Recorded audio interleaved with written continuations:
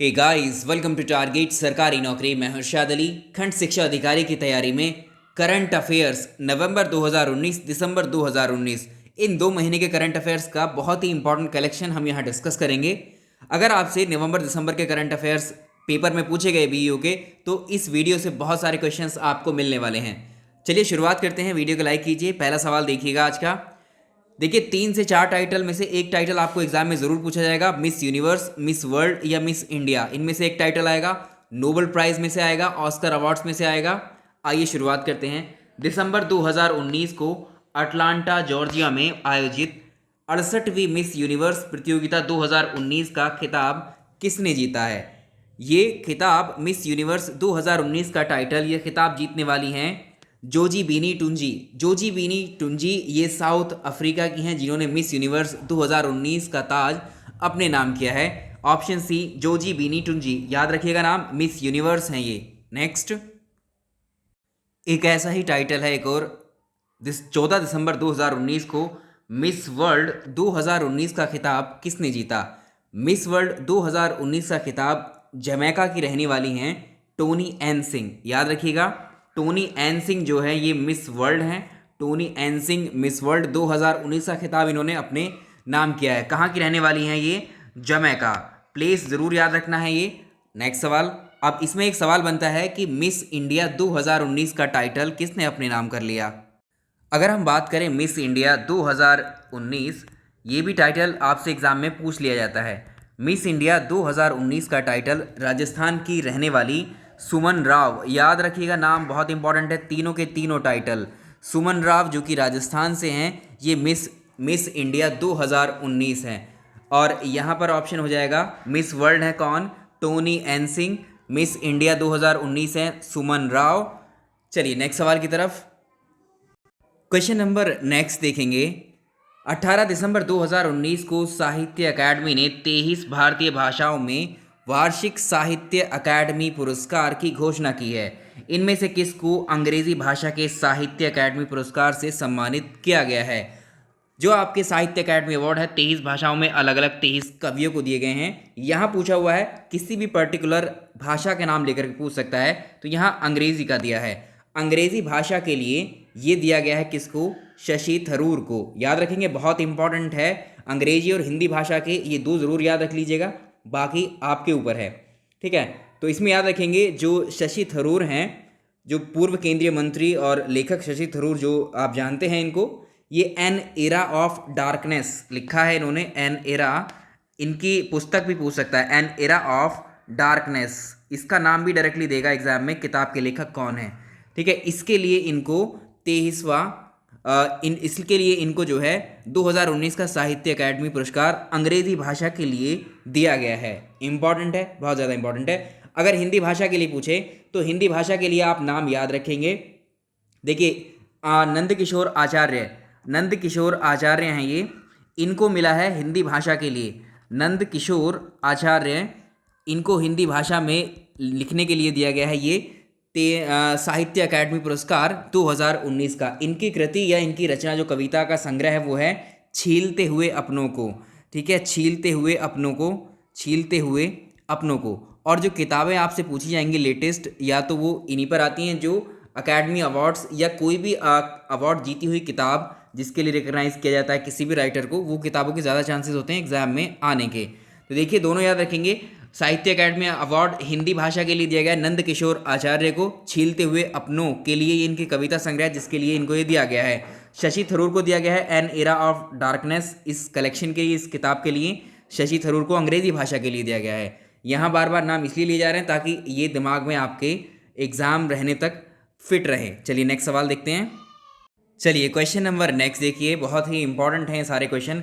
6 दिसंबर 2019 को भारतीय ज्ञानपीठ के द्वारा 33वें मूर्ति देवी पुरस्कार से सम्मानित किए जाने की घोषणा किनको की गई है? तो 6 दिसंबर को जो घोषणा हुई है भारतीय ज्ञानपीठ के 33वें मूर्ति देवी पुरस्कार की, वो डॉक्टर विश्वनाथ प्रसाद तिवारी को जो है 33वां मूर्ति देवी पुरस्कार दिया जाएगा। ये जो है साहित्य अकादमी के पूर्व अध्यक्ष रह चुके हैं और हिंदी के प्रसिद्ध कवि हैं, आलोचक भी हैं, डॉक्टर विश्वनाथ प्रसाद तिवारी। उन्हें इनकी आत्मकथा है, इन्होंने लिखी है, जिसके लिए ये मूर्ति देवी पुरस्कार इनको दिया गया है। इसका नाम है अस्ति और भवती।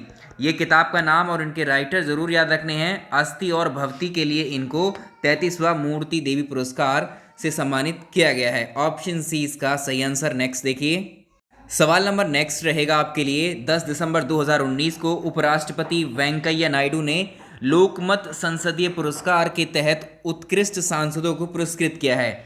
इनमें से किसे राज्यसभा के लाइफ टाइम अचीवमेंट अवार्ड से सम्मानित किया गया है? यहाँ राज्यसभा के लाइफ टाइम अचीवमेंट अवार्ड से किसको सम्मानित किया गया है? याद रखिएगा, डॉक्टर मनमोहन सिंह को जो लोकमत संसदीय पुरस्कार है, इसमें राज्यसभा के लिए लाइफ टाइम अचीवमेंट अवार्ड दिया गया है। किनको? डॉक्टर मनमोहन सिंह को।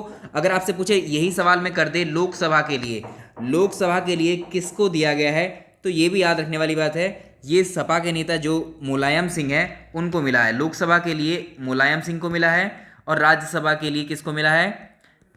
ये भी लोकसभा के लिए life time achievement award Mulayam Singh Yadav को दिया गया है और राज्यसभा के लिए ये दिया गया है किसको? डॉक्टर मनमोहन सिंह को। और आपसे ऐसे भी पूछ सकता है कि सर्वश्रेष्ठ महिला सांसद लोकसभा के लिए किसको दिया गया है? सर्वश्रेष्ठ महिला सांसद लोकसभा के लिए ये हैं सुप्रिया सुले जो हैं, इनको दिया गया है लोकसभा सांसद महिला। ठीक है, लोकसभा सांसद महिला के लिए इनको दिया गया है, तो ये आपको याद रखने हैं। चलिए नेक्स्ट सवाल की तरफ चलते हैं। अगर आपसे पूछे सर्वश्रेष्ठ महिला सांसद राज्यसभा के लिए, महिला की बात चली तो विप्लव ठाकुर है, इतना याद रखना है। अगला सवाल देखें। चलिए क्वेश्चन नंबर नेक्स्ट देखिए। हाल ही में निम्न में से किस स्टार्टअप को स्पेस ऑस्कर पुरस्कार प्राप्त हुआ है? बहुत इंपॉर्टेंट क्वेश्चन है। ये सारे दिसंबर 2019 के करंट अफेयर्स हैं जो एग्जाम में बहुत ज़्यादा इंपॉर्टेंट है, आपके एग्जाम के लिए बहुत ज़्यादा चांसेस है पूछे जाने के लिए। तो याद रखिए, गुरुग्राम यानी गुड़गांव जो कि हरियाणा में है, इसमें स्थित एक स्टार्टअप है जिसका नाम है ब्लू स्काई एनालिटिक्स को ये पुरस्कार दिया गया है, स्पेस ऑस्कर पुरस्कार। जो किस काम में आएगा? देखिए, इसने एक एप्लीकेशन डेवलप किया है, जूरी नाम का एक एप्लीकेशन इसने डेवलप किया है। किसने? ब्लू स्काई एनालिटिक्स ने। अब ये पुरस्कार जो है यूरोपीय अंतरिक्ष एजेंसी, जो यूरोपियन स्पेस एजेंसी है, इसके सहयोग से दिया जाता है यूरोपियन कमीशन के द्वारा। और इसमें याद रखें, ये एप्लीकेशन जो है एक्चुअली ये आर्टिफिशियल इंटेलिजेंस पर आधारित है, जो भारत में खेतों में लगने वाली जो आग होती है और पराली जलने की घटना का पता लगाने के लिए और उनकी निगरानी के लिए विकसित किया गया है। तो ये किसानों से संबंधित है। याद रखिएगा, किसने बनाया है? ब्लू स्काई एनालिटिक्स ने बनाया है इसको, और इसके लिए जो है इसको स्पेस ऑस्कर पुरस्कार भी मिल चुका है साल 2019 का। चलिए नेक्स्ट चलते हैं अब अगले सवाल की तरफ। सवाल नंबर अगला आ गया है आपके लिए। 5 दिसंबर 2019 को राष्ट्रपति रामनाथ कोविंद ने नर्सिंग सेवा के लिए 36 कर्मियों को राष्ट्रीय फ्लोरेंस नाइटिंगेल पुरस्कार, याद रखिएगा, अगर पूछे 2019 का राष्ट्रीय फ्लोरेंस नाइटिंगेल पुरस्कार कितने व्यक्तियों को दिया गया है? आंसर 36। और ये पुरस्कार जो है, इनकी स्थापना कब हुई थी या कब से दिए जाने शुरू किए गए थे? तो सरकार ने जो है समाज में नर्सों के प्रति उनकी जो सेवा है लोगों के लिए, नर्सों के द्वारा जो मरीज पेशेंट होते हैं उनकी सेवा को मान्यता देने के लिए साल 1973 में ये पुरस्कार शुरू किए थे। ऑप्शन सी करेक्ट है। नेक्स्ट सवाल नंबर अगला एक किताब पर है। अगली किताब का नाम है disrobing of Draupadi and other stories. इस किताब के लेखक आपको बताने हैं कौन है?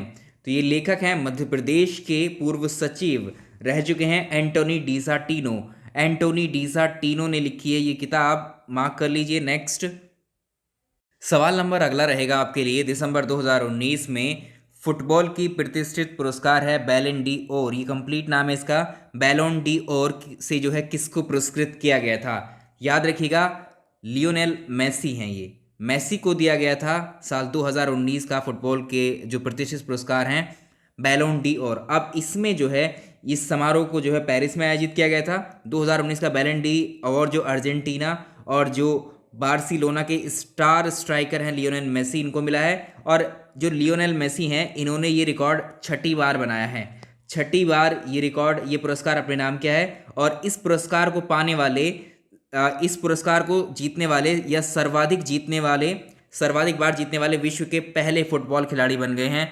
तो एक सवाल ये भी पूछ सकता है कि बैलन डी और पुरस्कार को सर्वाधिक जीतने वाले व्यक्ति कौन है? तो ये हैं लियोनेल मेसी। ये तो हो गए आपके किसमें? मेल कैटेगरी में। अगर आपसे पूछे इनके बाद में दूसरे नंबर पे कौन है, तो वो है पुर्तगाल के स्टार खिलाड़ी क्रिस्टियानो रोनाल्डो ने 5 बार जीता है ये। और अगर आप महिला के लिए देखें, इस फीमेल कैटेगरी को देखें इसी अवार्ड को, तो अमेरिका की हैं मैगन रैपिनो, याद रखिएगा मैगन रैपिनो, अमेरिका की यूएसए की हैं मैगन रैपिनो को ये बैलोन डी और पुरस्कार जो फीमेल कैटेगरी में इनको ये दिया गया है। मार्क कर लीजिए, इंपॉर्टेंट है अगला सवाल। अगला इंपॉर्टेंट क्वेश्चन रहेगा आपके लिए। 29 नवंबर 2019 को 55वें ज्ञानपीठ पुरस्कार प्रदान किए जाने की घोषणा की गई थी। किसको मिला है 55वां ज्ञानपीठ पुरस्कार? इनका नाम आप जानते हैं, ये है अक्कीतम अच्युतन नंबूद्री। अक्कीतम नंबूद्री को मिला है ये 55वां ज्ञानपीठ पुरस्कार। और इनसे पहले अगर पूछा जाए, जो 54वां ज्ञानपीठ पुरस्कार था साल 2018 वाला, किसको मिला था? अमिताभ घोष को मिला था। अमिताभ घोष जो है इस पुरस्कार को पाने वाले पहले अंग्रेजी लेखक थे। ये क्वेश्चन भी कई बार बन चुका है। नेक्स्ट सवाल नंबर अगला भी बहुत इंपॉर्टेंट है। दिव्यांगों के सशक्तिकरण के लिए उत्कृष्ट रचनात्मक राष्ट्रीय बाल पुरस्कार साल 2019 के लिए किसे प्रदान किया गया है? 2019 का राष्ट्रीय बाल पुरस्कार दिया गया है दिव्यांगों के सशक्तिकरण के लिए। राष्ट्रीय पुरस्कारों के तहत जो उत्कृष्ट रचनात्मक श्रेणी का बाल पुरस्कार 2019 हृदयेश्वर सिंह भाटी, नाम जरूर आप याद रखिएगा, कौन सा अवार्ड किसको मिला है? हृदयेश्वर सिंह भाटी को ये अवार्ड दिया गया है। और ये कहाँ के हैं? जयपुर के रहने वाले हैं। अब नेक्स्ट सवाल चलेंगे। अगला इंपॉर्टेंट क्वेश्चन देखिए, पुरुष हॉकी विश्व कप 2023, पुरुष हॉकी विश्व कप 2023 का आयोजन 13 से 29 जनवरी के मध्य किस देश में किया जाएगा? तो ये किया जाएगा भारत में। जो उड़ीसा है, उड़ीसा के मुख्यमंत्री नवीन पटनायक हैं, इन्होंने कलिंगा स्टेडियम में एक समारोह में इस चीज़ की घोषणा की थी कि जो पुरुष हॉकी विश्व कप है 2023 का, इसका आयोजन भुवनेश्वर और राउरकेला में किया जाएगा। तो भारत इसका मेजबान देश होगा 2023 के लिए। तो भारत लगातार दूसरी बार पुरुष हॉकी विश्व कप की मेजबानी करने जा रहा है। नेक्स्ट क्वेश्चन नंबर नेक्स्ट देखें। 3 से 5 दिसंबर 2019 के मध्य वार्षिक सूचना सुरक्षा शिखर सम्मेलन annual information security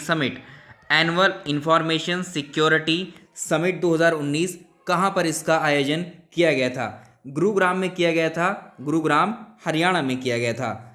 next question number next रहेगा। 13 दिसंबर 2019 को छठा हिंद महासागर संवाद या सिक्स्थ इंडियन ओशन डायलॉग ये कहाँ पर इसको जो है संपन्न किया गया? न्यू दिल्ली। इंपॉर्टेंट है, मार्क कर लीजिएगा। सारे क्वेश्चन बहुत ही सिलेक्टिव है। इसका थीम रहा भारत प्रशांत एक विस्तारित भूगोल के माध्यम से हिंद महासागर की फिर से कल्पना करना। इसको दिमाग में बैठा लीजिए, तुरंत क्लिक कर जाएंगे अगर एग्जाम में क्वेश्चन ये मिलेगा। भारत प्रशांत, ये इसका थीम था, भारत प्रशांत एक विस्तारित भूगोल के माध्यम से हिंद महासागर की फिर से कल्पना करना। चलिए नेक्स्ट सवाल की तरफ चलते हैं अपने। तो ये किया गया था नई दिल्ली में इसका आयोजन छठे हिंद महासागर संवाद की। क्वेश्चन नंबर नेक्स्ट रहेगा। 6 से 8 दिसंबर 2019 के मध्य अखिल भारतीय पुलिस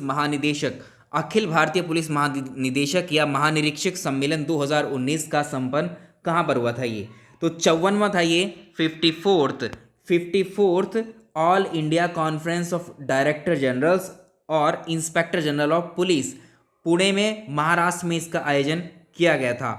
इसका ऑप्शन हो जाएगा डी। देखिए बहुत इंपॉर्टेंट है ये सारे के सारे प्लेसेस। नेक्स्ट सवाल नंबर अगला देखिए। 33वां इंटरनेशनल बुक फेयर या अंतर्राष्ट्रीय पुस्तक मेला, इसका आयोजन निम्न में से किस देश के द्वारा किया गया है? तो देखिए इसका आंसर रहेगा, बहुत ही इंपॉर्टेंट है, मार्क कर लीजिएगा इसको भी, मैक्सिको में जो ग्वादलजारा है यहाँ पर आयोजित किया गया है इसको बुक फेयर को। और इस मेले का जो गेस्ट था, तो इसको गेस्ट ऑफ ऑनर, भारत को इस मेले का गेस्ट ऑफ ऑनर बनाया गया है। और ये ऑनर पाने वाला भारत जो है पहला देश है। गेस्ट ऑफ ऑनर भारत को बनाया गया है, इस मेले का गेस्ट ऑफ ऑनर भारत को बनाया गया है। भारत एशिया का प्रथम देश है, एशिया का याद रखिएगा, जिसे ये सम्मान प्राप्त हुआ है। नेक्स्ट अब एक क्वेश्चन और पूछ सकता है आपसे कि कोप 25 ये कहाँ पर आयोजन किया गया था इसका? 2019 में 31 दिसंबर 2019 में कोप 25 कॉन्फ्रेंस ऑफ पार्टीज इसका आयोजन COP 25 का आयोजन कहाँ पर किया गया था? तो इसको याद रखिएगा, मैड्रिड में किया गया था। ये क्वेश्चन हम पहले भी करवा चुके हैं, इसमें मैड्रिड में किया गया था। ठीक है, मैड्रिड कहाँ पर है? स्पेन में है। या आपसे ऐसे भी पूछ सकता है देशों के नाम से भी या शहर के नाम से भी। तो United nation climate change conference, जिस इसका पूरा नाम है United nation United nation climate change conference. तो ये COP 25 है, मैड्रिड में इसको किया गया है। अगला सवाल देखेंगे हमारा, इसमें है राज्यपालों का 50वां सम्मेलन। राज्यपालों का 50वां सम्मेलन कहाँ पर आयोजित किया गया था? 24 नवंबर 2019 को राज्यपालों का 50वां सम्मेलन राष्ट्रपति भवन न्यू दिल्ली में, राष्ट्रपति भवन नई दिल्ली में इसका आयोजन किया गया था। तो इसको याद रखिएगा। नेक्स्ट सवाल की तरफ चलेंगे। क्वेश्चन नंबर अगला रहेगा, एग्रोविजन के 11वें संस्करण का आयोजन 22 से 25 नवंबर 2019 को जो है नागपुर के रेशमी बाग मैदान में किया गया था। रेशमी बाग मैदान में किया गया था। पहला स्टेटमेंट इसके बारे में, तो एग्रोविजन का 11वां संस्करण का आयोजन 20 से 25 नवंबर 2019 को नागपुर के रेशमी बाग मैदान में आयोजित किया गया, ये ठीक है। दूसरे की बात करें, 11वें एग्रोविजन का जो विषय था या इसका थीम था वो था सतत विकास के लिए स्टार्ट टेक्नोलॉजीज। ठीक है, सतत विकास के लिए स्टार्ट टेक्नोलॉजीज, ये इसका थीम था, ये भी सही है। इस सम्मेलन के मुख्य संरक्षक सड़क परिवहन और राज्य मंत्री नितिन गडकरी थे। ये तीनों स्टेटमेंट बिल्कुल सही हैं, तो इसके बारे में तीनों इन्फॉर्मेशन सही हैं, तो इसका ऑप्शन हो जाएगा सी। अगला सवाल नंबर नेक्स्ट रहेगा, अंतर्राष्ट्रीय योग सम्मेलन। अंतर्राष्ट्रीय योग सम्मेलन के संदर्भ में विचार कीजिए। क्वेश्चन इसका पहला स्टेटमेंट है यहाँ पर, यह है 15 नवंबर 2019 को आयुष राज्य मंत्री स्वतंत्र प्रभार श्रीपद येशो नाइक ने मैसूर यानी कर्नाटक में अंतर्राष्ट्रीय योग सम्मेलन का उद्घाटन किया था, ये बिल्कुल सही है। ठीक है, अगर आपसे पूछे ये सम्मेलन कहाँ पर हुआ, अंतर्राष्ट्रीय योग सम्मेलन, तो आंसर रहेगा कर्नाटक मैसूर। जो स्टेटमेंट है उन्हीं में से अलग अलग क्वेश्चन बना सकता है, एक ही क्वेश्चन में 4 से 5 क्वेश्चन फ्रेम है यहाँ पर। अगला है, इस सम्मेलन की थीम योग फॉर हार्ट केयर थी, ये भी बिल्कुल सही है। योग फॉर हार्ट केयर बिल्कुल ठीक है, इसका सेकंड वाला भी।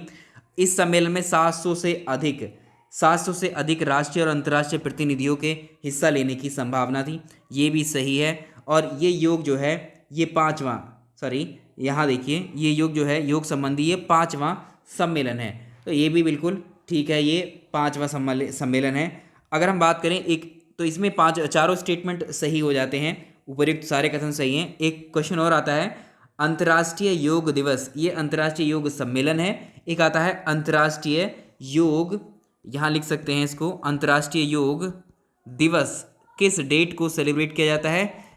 आप जानते हैं 21 जून को संयुक्त राष्ट्र संघ ने घोषित किया था 21 जून को अंतर्राष्ट्रीय योग दिवस, इंटरनेशनल योगा डे। अगला सवाल देखिए, सवाल नंबर अगला है, 22 से 25 नवंबर के मध्य विश्व के सबसे बड़े इस्लामिक सम्मेलन आलमी तबलीगी इज्तिमा का आयोजन कहाँ पर किया गया था?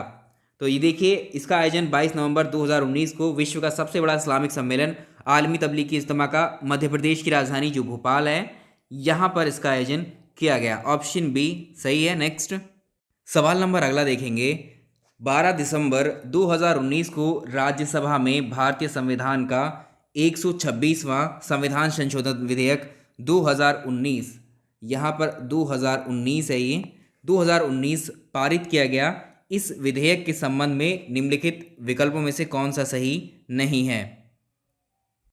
चलिए देखिए, इसके स्टेटमेंट को देखिए, ये भारतीय संविधान का 104वां संशोधन हो जाएगा, ये तो बिल्कुल ठीक है। अगर हम बात करें 12 दिसंबर 2019 को राज्यसभा में भारतीय संविधान का 126वां संविधान संशोधन विधेयक, ये 126वां विधेयक नंबर है, बिल नंबर है, और ये संशोधन 104वां हो जाएगा, ये पारित किया गया है। और इस विधेयक के तहत लोकसभा और विधानसभाओं में जो अनुसूचित जाति और अनुसूचित जनजातियों के लिए आरक्षण की अवधि को 10 वर्ष तक के लिए और बढ़ाया गया है, ये भी सही है। अगर इसका थर्ड स्टेटमेंट या थर्ड सी ऑप्शन देखें, इसमें दोनों वर्गों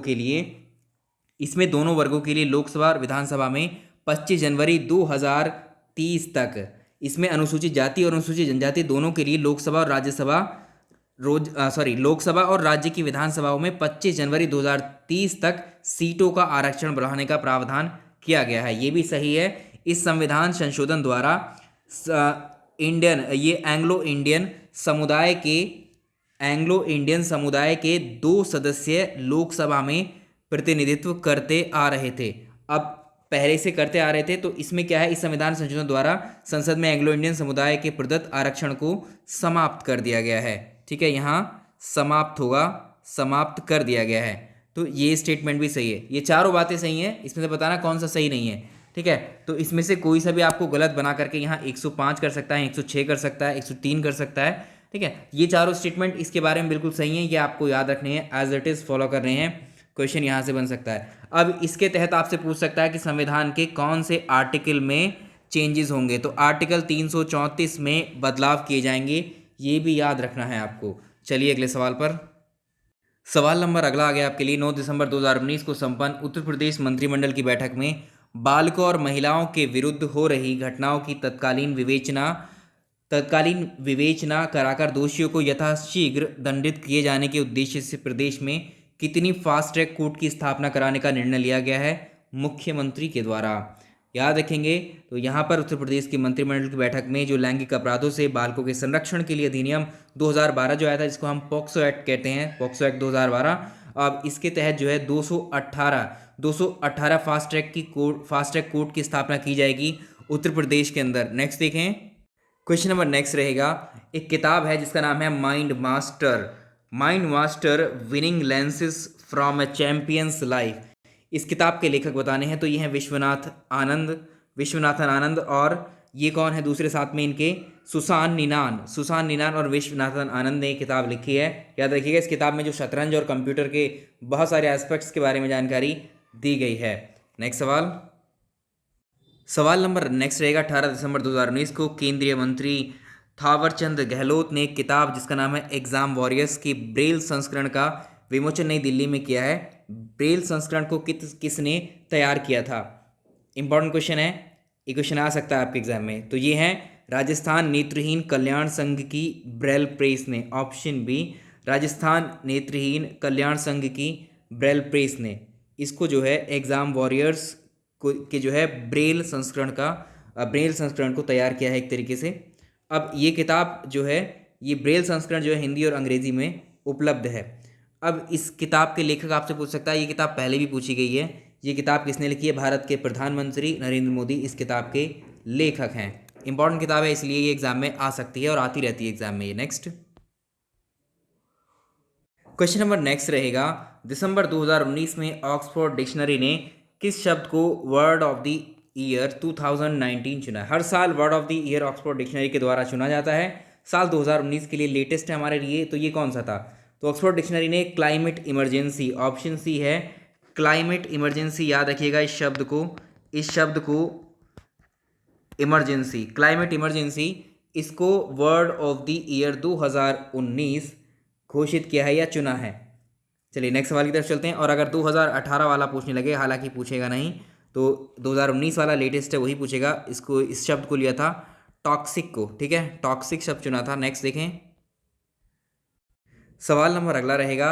19 दिसंबर 2019 को विश्व स्वास्थ्य संगठन WHO के द्वारा हैजा से संबंधित एक रिपोर्ट जारी की गई थी। इसके अनुसार इस बीमारी के मामले वर्ष 2018 के मुकाबले 2019 में कितने प्रतिशत की कमी आई है?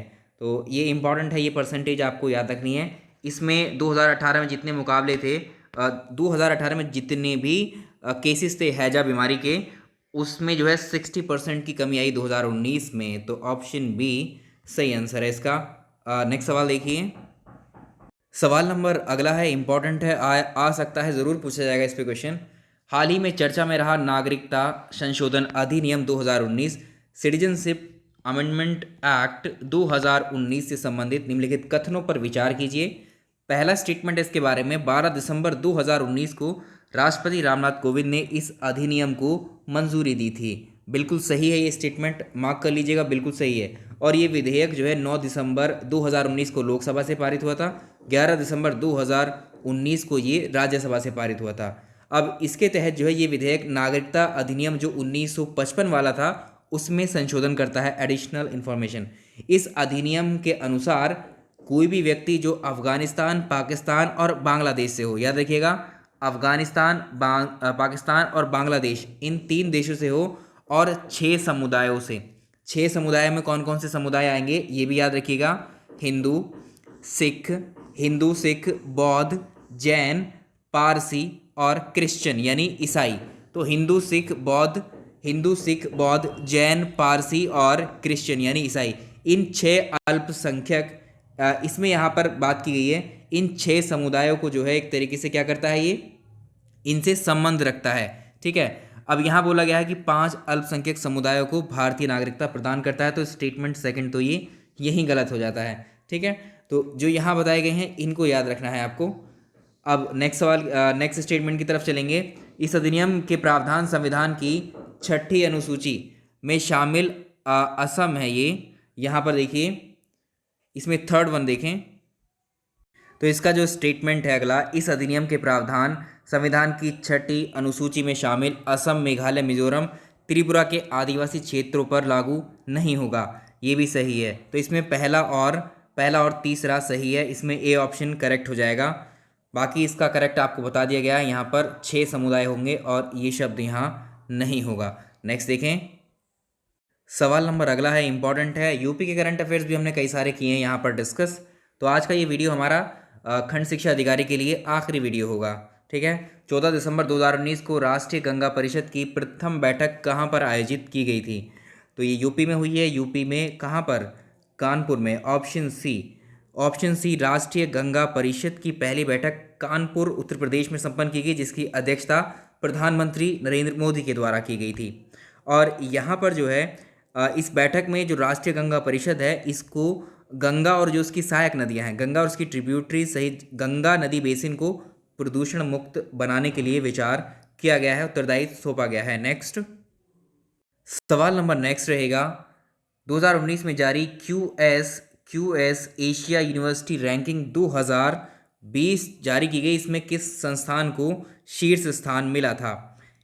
इस वाली रैंकिंग में इसके लिए 550 एशियाई संस्थानों को शामिल किया गया था, यूनिवर्सिटीज़ को शामिल किया गया था, जिसमें पहले नंबर पर ये शीर्ष स्थान पर रैंकिंग में कौन थी? National University of Singapore. Option C National University of Singapore इसमें फर्स्ट पोजीशन पाई है इसने, और सेकंड पोजीशन पर यूनिवर्सिटी ऑफ हांगकांग। इसमें याद रखिएगा, इसमें ननियांग टेक्नोलॉजिकल यूनिवर्सिटी ये कहाँ पर है? ये भी सिंगापुर में ही है, ये इसका सेकंड पोजीशन हुआ है। तीसरी पोजीशन पर आई है कौन सी? यूनिवर्सिटी ऑफ हांगकांग तीसरे नंबर पर है। और इसमें अगर भारत में पूछें तो इसमें 31 संस्थान, जो शुरुआत की 250 में भारत के 31 संस्थान उसमें शामिल है। और इसमें आईआईटी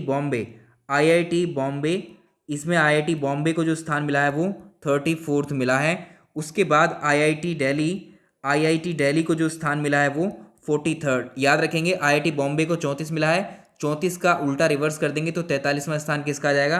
आईआईटी दिल्ली का। ठीक, और आईआईटी मद्रास को इसमें 50वां स्थान मिला है। और आईआईएससी बेंगलोर को आपसे पूछे तो इसको 51वां प्लेस मिला है। इस तरह से कर सकते हैं। नेक्स्ट सवाल नंबर अगला है, 2 दिसंबर 2019 को सघन टीकाकरण मिशन इंद्रधनुष 2.0 को पूरे देश में शुरुआत की गई। इस मिशन के संबंध में कौन से कथन सत्य नहीं है? मिशन इंद्रधनुष का ये चरण जो है मार्च 2021 तक संचालित होगा। तो ये 2021 तक संचालित नहीं होगा तो मार्च में ही, लेकिन मार्च 2020 तक ये संचालित होना था। तो पहला स्टेटमेंट तो यहाँ गलत हो जाता है। दूसरा देखें, सघन मिशन इंद्रधनुष 2.0 का लक्ष्य 27 राज्यों के 272 जिलों में पूर्ण टीकाकरण को करना है। याद रखिएगा, यहाँ से 27 राज्य और यहाँ से 27, फिर आगे 272 से आप कनेक्ट कर सकते हैं इन दोनों को, ये ठीक है। सघन मिशन इंद्रधनुष 2.0 जो है 4 चरणों में संचालित होगा, सही है ये भी। मिशन इंद्रधनुष 2.0 के तहत जो आगामी 4 महीने के दौरान 1 लाख बच्चों और 30,000 से अधिक गर्भवती महिलाओं के टीकाकरण करने से ये संबंधित है। तो इसमें आखिरी तीनों स्टेटमेंट सही हैं, पहला गलत है। नेक्स्ट देखिए, सवाल नंबर अगला रहेगा, 3 दिसंबर 2019 को संपन्न उत्तर प्रदेश मंत्रिमंडल की बैठक, इसमें कई सारी नई नगर पंचायत बनाए जाने के से संबंधित प्रस्ताव को मंजूरी दी गई है। कौन कौन से जिलों में कौन कौन सी नगर पंचायत बनाई जाएंगी? तो महाराजगंज जिले में स्थित जो ब्रिज मनगंज है, इसको नगर पंचायत बनाया जाएगा, ये सही है। बस्ती जिले के कस्बे बैरवा को नगर पंचायत बनाया जाएगा, ये भी ठीक है। और अगला देखिए, जौनपुर जिले में स्थित जो ग्राम कजगांव है, इसको नगर पंचायत बनाया जाएगा, ये गलत है। लखीमपुर खीरी जिले में स्थित जो ग्राम सभा निधासन को जो है नगर पंचायत बनाया जाएगा, ये ठीक है, बाकी गलत है। नेक्स्ट अगला सवाल देखिए, दिसंबर 2019 में केंद्र सरकार के द्वारा केंद्र शासित प्रदेश में वाहनों के पंजीकरण हेतु नए पंजीयन टैग LA की शुरुआत की गई है। तो ये किसके लिए की गई है? तो मोटर वाहनों के या लद्दाख में वाहनों के पंजीकरण रजिस्ट्रेशन के लिए नए पंजीयन टैग LA की शुरुआत की गई है। किसके लिए है ये? इसमें ऑप्शन बी यहाँ पर करेंगे हम। ऑप्शन बी, ये लद्दाख लिखा है, ठीक है, ये लद्दाख है इसका सही आंसर, ऐसे याद रख सकते हैं। अगला सवाल नंबर अगला देखिए, हाल ही में किस झील में सामूहिक रूप से जो प्रवासी पक्षी हैं उनकी मौत हुई है? तो ये राजस्थान की है एक झील जिसका नाम है सांभर लेक। राजस्थान की सांभर लेक में 1800 से ज़्यादा जो पक्षी हैं उनकी मौत हुई है एवियन बाटुलिज्म की बीमारी के कारण। एवियन बाटुलिज्म की बीमारी की वजह से इन 1800 पक्षियों की मौत हुई है सांभर लेक, राजस्थान के अंदर। नेक्स्ट सवाल नंबर अगला रहेगा, आकस्मिक मृत्यु और आत्महत्या की घटनाएं। यहाँ पर देखिए, इसमें एक सही कथन का चुनाव करना है आपको। तो इसमें क्या है, भारत में आकस्मिक मृत्यु और आत्महत्या की घटनाओं पर एक रिपोर्ट जारी की गई है, किसके द्वारा? NCRB के द्वारा। इसके संदर्भ में आपको बताना है कि सही कथन कौन सा है। नवंबर 2019 में जारी की गई है।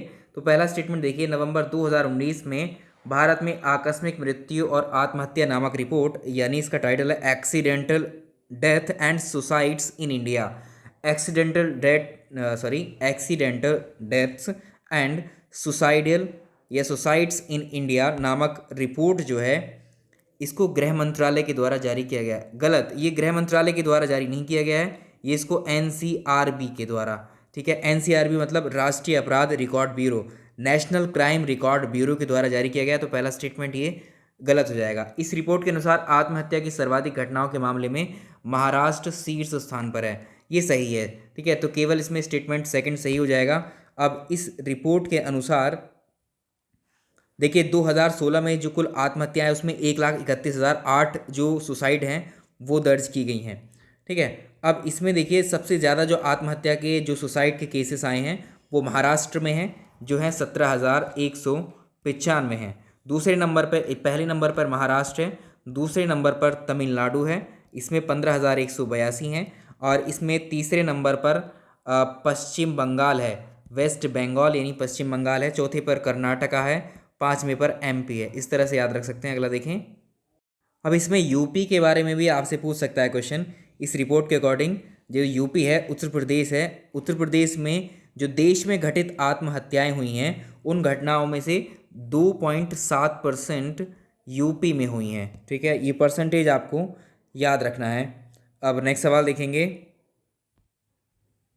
सवाल नंबर अगला रहेगा, 3 दिसंबर 2019 को दादर नगर हवेली और दमन व दीव केंद्र शासित प्रदेशों का विलय यानी मर्ज किया गया। मर्ज करने के लिए एक विधेयक बिल है 2019 संसद में पारित हुआ है। इससे संबंधित निम्न कथनों पर विचार कीजिए, ठीक है। तो ये क्वेश्चन दिसंबर का है, तो ये मर्ज तो हो चुका है। एक आप लोग पूछते रहते हैं कितने यूनियन टेरिटरीज हैं, तो अभी वर्तमान में भारत में 8 यूनियन टेरिटरी हैं, याद रखिएगा 8 यूनियन टेरिटरी हैं। अब इसमें हम बात करें दादर नगर हवेली की, पहला स्टेटमेंट देखिए, इन दोनों यूटीज के मिल जाने के बाद मर्ज होने के पश्चात जो प्रदेश का नाम है वो दादर नगर हवेली और दमन एंड दीव, ये सिंपल एक यूनियन टेरिटरी बन जाएगी, ये सही है। ये मद्रास उच्च न्यायालय के क्षेत्राधिकार में शासित होगा। गलत, ये मद्रास नहीं, जबकि ये किस में होगा? बॉम्बे हाई कोर्ट, ठीक है, बॉम्बे हाई कोर्ट के क्षेत्राधिकार में आएंगे ये दोनों ही, ये कंबाइंड होने के बाद में। तो इसका आंसर हो जाएगा केवल इसमें पहला ही सही है। अगला सवाल नंबर अगला रहेगा, 19 दिसंबर 2019 को फोर्ब्स इंडिया की टॉप 100 सेलिब्रिटी की सूची में किसको शीर्ष स्थान पर रखा गया है? इसमें विराट कोहली पहले स्थान पर हैं, दूसरे स्थान पर अक्षय कुमार हैं इस लिस्ट में। तो फोर्ब्स इंडिया सेलिब्रिटी 100 लिस्ट जो जारी हुई है इसमें विराट कोहली को पहला पोजीशन मिली है, सेकंड पर कौन है, अक्षय कुमार है। नेक्स्ट सवाल की तरफ चलते हैं अपने। एक सवाल और बन सकता है यहाँ पर, यूएस इंडिया की, एक सवाल और बनता है यहाँ पर, यूएस इंडिया की 2+2 मंत्री स्तरीय वार्ता कहाँ आयोजित हुई थी 2019 की। 2019 की यूएस इंडिया 2+2 मंत्री स्तरीय वार्ता का आयोजन कहाँ पर किया गया था, याद रखिएगा वाशिंगटन डीसी। वाशिंगटन डीसी में इसका आयोजन किया गया था, अमेरिका में किया गया था, ठीक है, यूएस में है ये, अमेरिका में है। तो इस बैठक में रक्षा मंत्री राजनाथ सिंह और विदेश मंत्री जो एस जयशंकर थे, इन्होंने नेतृत्व किया था इसमें, ठीक। चलिए अब हम चलते हैं अपने नेक्स्ट सवाल की तरफ। तो इसमें अगला सवाल है, क्वेश्चन नंबर 1 है, 16 से 18 दिसंबर 2019 के मध्य पहला वैश्विक refugee forum, first global refugee forum 2019 कहाँ पर संपन्न हुआ, जिनेवा में हुआ। जिनेवा मतलब स्विट्जरलैंड में हुआ। नेक्स्ट सवाल नंबर अगला कुछ इस तरह से है, 3 से 4 दिसंबर 2019 के मध्य उत्तरी अटलांटिक संधि संगठन नाटो के सदस्य देशों की सरकारों की प्रमुख बैठक कहाँ पर हुई थी, लंदन में हुई थी। लंदन मतलब यूके में। नॉर्थ अटलांटिक ट्रीटी ऑर्गेनाइजेशन जिसे नाटो कहते हैं, इसकी 2019 की जो बैठक हुई थी वो लंदन में हुई थी। अगला सवाल नंबर अगला रहेगा, 18 दिसंबर 2019 को नई दिल्ली में संपन्न हुई जीएसटी काउंसिल की 38वीं बैठक में जो लॉटरी होती है, लॉटरी पर कितने प्रतिशत जीएसटी लगाने का निर्णय लिया गया था। बहुत इंपॉर्टेंट क्वेश्चन है, एग्जाम में आ सकता है। साल 2019 में जो नई दिल्ली में जीएसटी काउंसिल की 38वीं बैठक संपन्न हुई थी, इसमें वित्त मंत्री के जो निर्मला सीतारमण है, इस बैठक की अध्यक्षता इनके द्वारा की गई थी। तो लॉटरी में देश में एक जैसा टैक्स लगाने का निर्णय लिया गया था।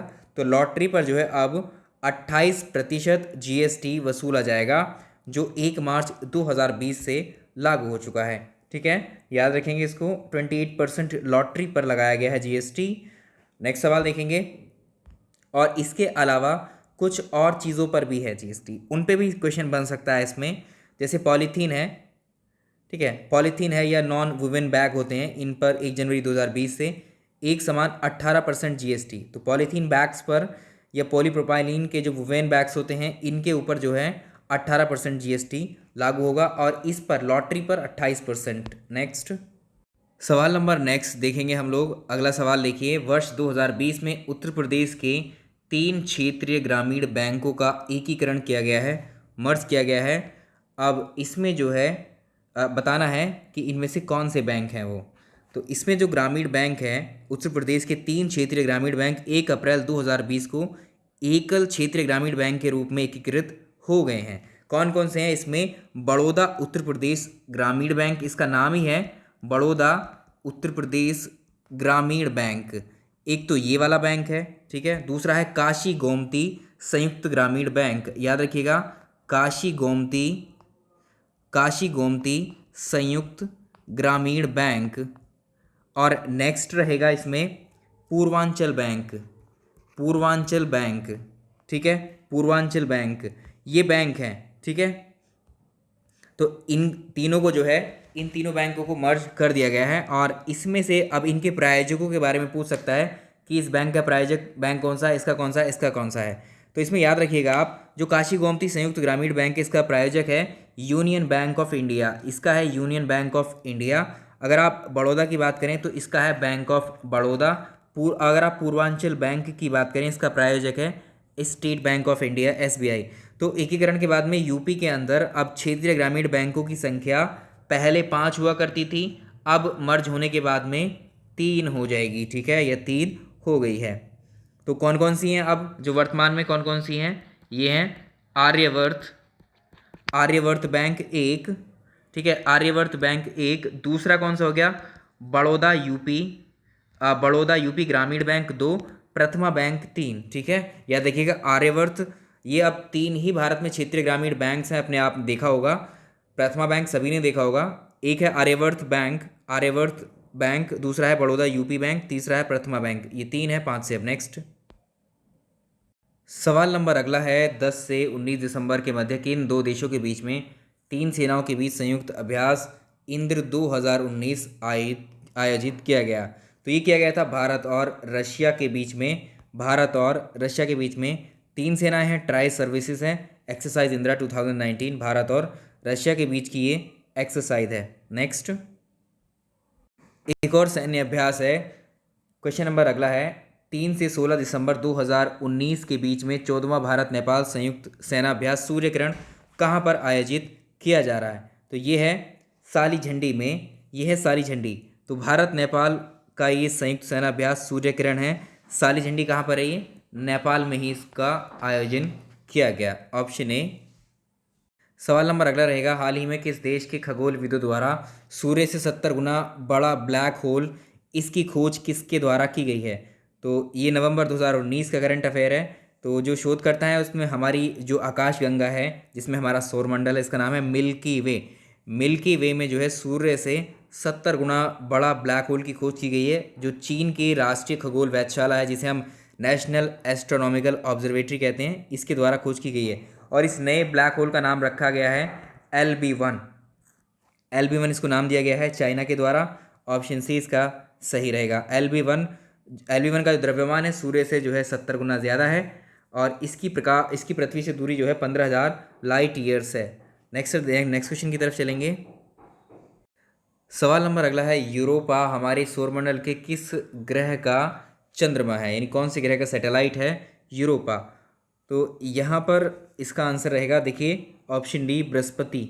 बृहस्पति ग्रह का ही क्या है ये, यूरोपा क्या है एक्चुअली, ये एक सैटेलाइट है। ये इस यूरोपा जो है बृहस्पति का चंद्रमा, यानी इसका सैटेलाइट है ये, या मून है, प्राकृतिक चंद्रमा है इसका, या प्राकृतिक उपग्रह है, इसको कह सकते हैं।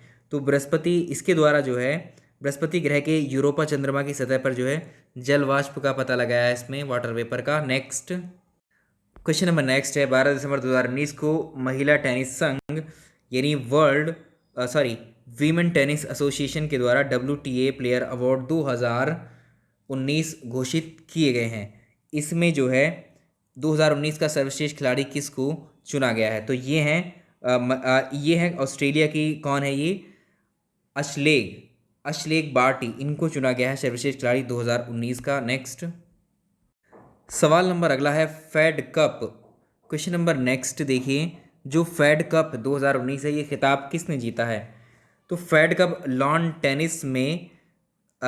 टेनिस में महिला वर्ग की सबसे प्रतिष्ठित टीम प्रतियोगिता कही जाती है। तो अगर इस पूछे फेड कप किससे संबंधित है, तो लॉन टेनिस से संबंधित है, ठीक है, और वो भी महिला वर्ग की से संबंधित है ये फेड कप। तो इसका फाइनल हुआ था, कहाँ पर आयोजित किया गया था? ऑस्ट्रेलिया में। और इस फाइनल मुकाबले में जो है फ्रांस ने ऑस्ट्रेलिया को 3-2 से हराया था, ठीक है, फ्रांस ने ये फेड कप जीता है। नेक्स्ट सवाल देखें। सवाल नंबर अगला है, नवंबर 2019 को संपन्न डेविस कप 2019 प्रतियोगिता के फाइनल में स्पेन ने किसे पराजित करके ये खिताब हासिल किया है?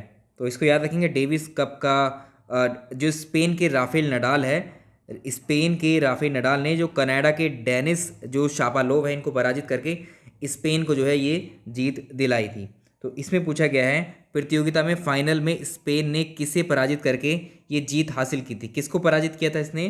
कनाडा को, ठीक है, कनाडा को पराजित किया था, ठीक है, किसने? कनाडा को पराजित किया था, किसने? स्पेन ने पराजित करके ये फाइनल जो है अपने नाम किया था। नेक्स्ट सवाल नंबर अगला रहेगा, दिसंबर 2019 में स्विट्जरलैंड सरकार ने प्रसिद्ध टेनिस खिलाड़ी जो रोजर फेडरर हैं, इनके सम्मान में कितनी राशि का चांदी का सिक्का जारी किया? तो इसका ऑप्शन बी रहेगा 20 फ्रैंक का। ऑप्शन बी 20 फ्रैंक या 20 फ्रैंक। तो स्विट्जरलैंड सरकार की आधिकारिक टकसाल, जिसका नाम स्विस मिंट है, इसने जो है टेनिस खिलाड़ी रोजर फेडरर के सम्मान में 20 फ्रैंक के सिक्के जारी करने की घोषणा की है। नेक्स्ट चलेंगे, और रोजर फेडरर यहाँ पहले जीवित स्विस नागरिक हैं जिनके सम्मान में सिक्का जारी हुआ है। नेक्स्ट देखेंगे। सवाल नंबर अगला रहेगा, इम्पॉर्टेंट है, 9 से 12 जनवरी 2020 के मध्य खेलो इंडिया यूथ गेम का तीसरा संस्करण का आयोजन कहाँ किया गया था? तो ये किया गया था गुवाहाटी के अंदर इसका, गुवाहाटी कहाँ पर है? असम के अंदर। तो खेलो इंडिया यूथ गेम्स का तीसरा संस्करण 9 से 22 जनवरी 2020 के मध्य गुवाहाटी असम में आयोजित किया गया था। अगला क्वेश्चन नंबर नेक्स्ट देखिए, अंतर्राष्ट्रीय टेस्ट मैच और वनडे पुरुष में अपने पदार्पण मैच में शतक बनाने वाले विश्व के पहले और एकमात्र बल्लेबाज कौन हैं? तो ये हैं ऑप्शन बी आबिद अली। 15 दिसंबर 2019 को रावलपिंडी पाकिस्तान में संपन्न हुई पाकिस्तान और श्रीलंका के बीच में पहले टेस्ट में ही पाकिस्तानी बल्लेबाज आबिद अली ने जो है अपने पदार्पण मैच में शतक लगाकर एक नया रिकॉर्ड बनाया। तो इन्होंने पहली पारी में ही अपनी 109 रन नाबाद बनाए। नेक्स्ट, और इसी के साथ वो पुरुष अंतर्राष्ट्रीय टेस्ट और वनडे में पदार्पण मैच में शतक लगाने वाले विश्व के पहले बल्लेबाज बन गए हैं। Option B Abid Ali. Next सवाल नंबर अगला रहेगा, निम्न में से किस खेल का आदर्श वाक्य सिटियस, अल्टियस और फोर्टियस है? तो ये होता है ओलंपिक गेम्स का आदर्श वाक्य। सिटियस का मतलब होता है तेज, अल्टियस का मतलब होता है उच्चतर और फोर्टियस का मतलब होता है मजबूत। तो ये ओलंपिक गेम का आदर्श वाक्य होता है। सवाल नंबर नेक्स्ट रहेगा, दिसंबर 2019 में डॉक्टर सेतुरमन पंचनाथन किस देश के नेशनल साइंस फाउंडेशन यानी एनएसएफ के प्रमुख नियुक्त हुए हैं? तो ये है America. Option B America. Appointments में पूछ सकता है आपसे। अमेरिका के राष्ट्रपति डोनाल्ड ट्रंप ने भारतीय मूल के अमेरिकी कंप्यूटर वैज्ञानिक है डॉक्टर सेतुरमन पंचनाथन को नेशनल साइंस फाउंडेशन का प्रमुख निदेशक नियुक्त किया है। अगला सवाल नंबर अगला देखिए, 12 दिसंबर 2019 को ऑस्ट्रेलिया और न्यूजीलैंड के बीच शुरू हुए पहले टेस्ट में अंपायरिंग करने के लिए मैदान में प्रवेश करके कौन टेस्ट मैचों में सबसे अधिक बार अंपायरिंग करने वाले विश्व के पहले अंपायर बन गए हैं? ऐसे क्वेश्चन जो विश्व में पहली बार लोग व्यक्ति या टाइटल अज्यूम करते हैं, वो क्वेश्चन करंट अफेयर्स में बनने के तो पूरे चांसेस ही रहते हैं। ठीक है, जो पहली बार आएगा तो कम से कम क्वेश्चन बनने का पूरा चांस रहेगा। तो ये है अलीम डार। ऑप्शन सी अलीम डार। तो ये पाकिस्तान के अलीम डार टेस्ट मैच में सबसे ज़्यादा बार एम्पायरिंग करने वाले विश्व के पहले एम्पायर बने हैं। नेक्स्ट सवाल अगला है, 2 दिसंबर 2019 को किसने मॉरिशस के नए राष्ट्रपति के रूप में पदभार ग्रहण किया है? ये कौन है? पृथ्वीराज सिंह रूपन। इन्होंने जो है अज्यूम किया है मॉरिशस के नए राष्ट्रपति का पद। सवाल नंबर अगला देखें, 1 दिसंबर 2019 को किसने आयुध निर्माणी बोर्ड, जिसे हम कहते हैं ऑर्डिनेंस फैक्ट्री बोर्ड, इसके नए अध्यक्ष के रूप में पदभार संभाला है? ये कौन है? हरि मोहन है। ये ordnance factory board Hari Mohan इसके क्या है नए अध्यक्ष चुने गए हैं। अगला सवाल देखिए, क्वेश्चन नंबर नेक्स्ट क्या है, 2 दिसंबर 2019 को एशियन डेवलपमेंट बैंक, जिसे आप एडीबी बोलते हैं, इसके 10वें अध्यक्ष कौन चुने गए हैं? ये है मसात्सुगु अस्कावा। इनको चुना गया है एशियन डेवलपमेंट का 10वां अध्यक्ष, और इनका कार्यकाल जनवरी से शुरू हो चुका है, जनवरी 2020 से शुरू हो चुका है। चलिए नेक्स्ट सवाल की तरफ चलेंगे अपने। अगर इसके एडीबी का आपसे पूछे कि इसका हेडक्वार्टर कहाँ है, तो ये मनीला में है। मनीला कहाँ पर है? ये फिलीपींस में है। ठीक है, फिलीपींस में है, याद रखिएगा। तो चलिए नेक्स्ट सवाल की तरफ चलते हैं अपने।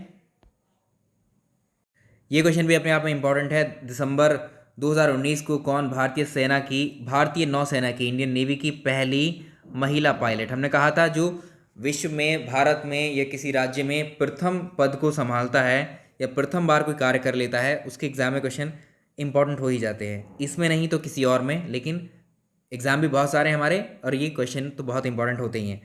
तो इसमें देखिए ये कौन है? ऑप्शन सी देखेंगे, सब लेफ्टिनेंट जो शिवांगी स्वरूप हैं, ये भारतीय नौसेना की पहली महिला पायलट बनी हैं।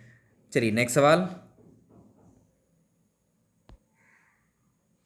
सवाल नंबर अगला है, 7 दिसंबर 2019 को हरियाणा के मुख्यमंत्री मनोहर लाल खट्टर ने किस शहर में निर्मित महत्वाकांक्षी एकीकृत कमान नियंत्रण कंट्रोल ICCC इंटीग्रेटेड, इसका फुल फॉर्म है integrated command and control centre, इसका उद्घाटन किया है? तो इसका आंसर हो जाएगा option C Gurugram. Option C. अगला सवाल, क्वेश्चन नंबर अगला देखिए, 6 दिसंबर 2019 को भारत में पहला पशु किसान क्रेडिट कार्ड कहाँ वितरित किया गया है? भिवानी में किया गया है। 6 दिसंबर 2019 को भारत में पहली बार पशु किसान क्रेडिट कार्ड हरियाणा सरकार के द्वारा जो पशुपालक किसान होते हैं उनको भिवानी मतलब हरियाणा में ये दिया गया है। तो यहाँ पर इस अवसर पर जो है 101 पशुपालक किसानों को जो है ये क्रेडिट कार्ड दिया गया है। चलिए नेक्स्ट सवाल पे चलते हैं।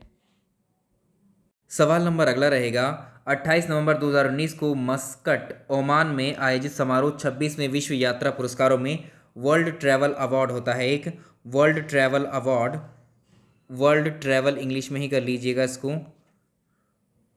वर्ल्ड ट्रैवल अवार्ड का चयन किया गया है। इसमें किस स्थल को विश्व में अग्रणी खेल पर्यटन स्थल के रूप में चुना गया है? तो इसमें ऑप्शन सी है, देखिए अबू धाबी जो है, अबू धाबी, तो ये जो है Abu Dhabi world travel award जिसे आप कह रहे हैं WTA अवार्ड, इसका चयन किया गया है। तो इसमें जो संयुक्त अरब अमीरात है UAE, इसकी राजधानी अबू धाबी को विश्व के अग्रणी खेल पर्यटन स्थल के रूप में चुना गया है और ये लगातार 7वीं बार है जब अबू धाबी को इस पुरस्कार के लिए चुना गया है। ये भी आप मार्क कर लीजिएगा, इम्पॉर्टेंट है।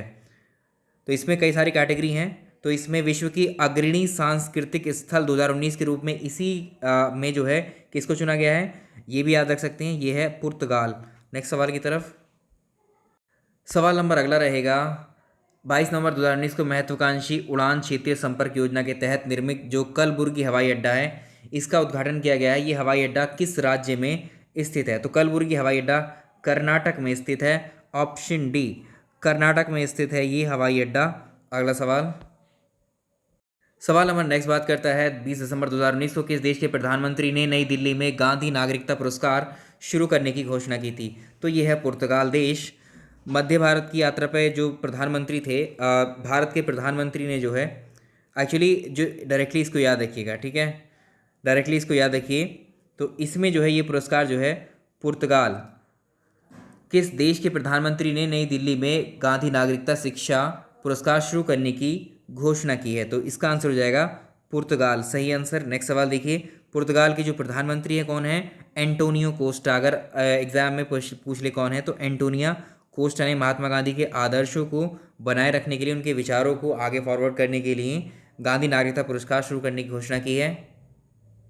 अगला इंपॉर्टेंट क्वेश्चन देखें, 17 दिसंबर 2019 को मध्य प्रदेश ने राष्ट्रीय तानसेन सरकार 2019 प्रदान किए। तो ये कौन है? विद्याधर व्यास हैं, इनको राष्ट्रीय तानसेन पुरस्कार 2019 से सम्मानित किया गया। अगला सवाल, दिसंबर 2019 में नई दिल्ली में आयोजित तीसरे राष्ट्रीय खरीद कॉन्क्लेव में जो केंद्रीय मंत्री पीयूष गोयल हैं, किस राज्य को सुपर बायर टेस्ट का पुरस्कार प्रदान किया? ये किया गया था उत्तर प्रदेश को, याद रखिएगा। अगला सवाल चलेंगे, सवाल नंबर नेक्स्ट क्या है, 13 दिसंबर 2019 को विश्व आर्थिक मंच यानी वर्ल्ड इकोनॉमिक फोरम के द्वारा वार्षिक 26वें क्रिस्टल अवार्ड की घोषणा की गई है। इसमें से किस प्रसिद्ध बॉलीवुड अभिनेत्री को शामिल किया गया है? तो इसमें ये है दीपिका पादुकोण। 26वें क्रिस्टल अवार्ड की घोषणा की गई और इसमें जो है भारत की तरफ से जो शामिल हुई हैं वो हैं दीपिका पादुकोण को ये पुरस्कार इसमें शामिल किया गया है, option B. Question number next देखेंगे, इसमें अगला सवाल देखिए, महानगरों और राज्यों की राजधानियों के बाजारों का जनजातीय जो उस्ताद शिल्पकार हैं, महिलाओं को सीधी पहुंच सुनिश्चित करने के लिए किस संगठन ने आदि महोत्सव राष्ट्रीय जनजातीय उत्सव का आयोजन की नई अवधारणा का सूत्रपात किया है? याद रखिएगा, ट्राइफेड है ये, ठीक है, ट्राइफेड, ऑप्शन ए। इस संगठन ने जो है आदि महोत्सव का आयोजन किया है और इसकी एडिशनल जानकारी आप यहाँ से ले सकते हैं। चलिए अगला सवाल देखें। क्वेश्चन नंबर नेक्स्ट देखिए, बहुत इंपॉर्टेंट सवाल है ये। 21 से 22 नवंबर 2019 को महालेखाकारों और उप महालेखाकारों का सम्मेलन 2019 का आयोजन कहाँ पर किया गया था? तो ये किया गया था दिल्ली के अंदर। इसका आयोजन नई दिल्ली में किया गया था। यहाँ देख सकते हैं जो अकाउंटेंट्स जनरल और डिप्टी अकाउंटेंट्स जनरल कॉन्क्लेव 2019 नई दिल्ली में इसका आयोजन किया गया। अगला क्वेश्चन नंबर नेक्स्ट रहेगा आपके लिए, यहाँ पर देखिए 5वां अंतर्राष्ट्रीय योग सम्मेलन 5th international conference on yoga, इसका सम्मेलन कहाँ पर हुआ है? ये सम्मेलन कहाँ संपन्न किया गया है इसको? तो ये कर्नाटक में किया गया है। कर्नाटक में कहाँ? मैसूर में किया गया है। इसका थीम है योग फॉर हार्ट केयर, अभी देखा था हमने पीछे ही क्वेश्चन। सवाल नंबर अगला क्या होगा, मध्य प्रदेश स्थित किस विश्वविद्यालय ने हाल ही में बाल अधिकारों के संरक्षण में काम करने के लिए यूनिसेफ के साथ समझौता किया है? तो यह है माखनलाल चतुर्वेदी राष्ट्रीय पत्रकारिता संचार विश्वविद्यालय, ऑप्शन सी। नेक्स्ट, चलिए तो हम इस वीडियो में इतने ही क्वेश्चंस को डिस्कस करेंगे। तो ये आपके लिए नवंबर और दिसंबर 2019 के सारे क्वेश्चंस हो गए और बाकी जो क्वेश्चंस हमारे जनवरी से लेकर के जून 2020 तक के थे वो हमने प्लेलिस्ट में लगा रखे हैं, वो पहले ही आपको करवाए जा चुके हैं। तो ये क्वेश्चंस थे जो मुझे लगता था एग्ज़ाम के लिए बहुत ज़्यादा इंपॉर्टेंट हो सकते हैं, तो आपको करा दिए गए हैं। अब देखते हैं कि आपका पेपर कैसा आता है, किस लेवल के क्वेश्चंस आते हैं। आपके लिए भी एक नया एक्सपीरियंस होगा यहाँ पर। चलिए, आप सभी को एग्ज़ाम के लिए ऑल दी बेस्ट। मेरी तरफ से आप अच्छा करें अपने भविष्य में, बहुत अच्छे अच्छे एग्ज़ाम को पास करिए। तो इस वीडियो में इतना ही। वीडियो को लाइक कर दीजिएगा और सेफ्टी पहले प्रायोरिटी पर रखिएगा। बहुत सावधानी के साथ जो है आपको एग्ज़ाम करने के लिए जाना है। प्रिकॉशन सारे लीजिएगा। चलिए, थैंक यू सो मच।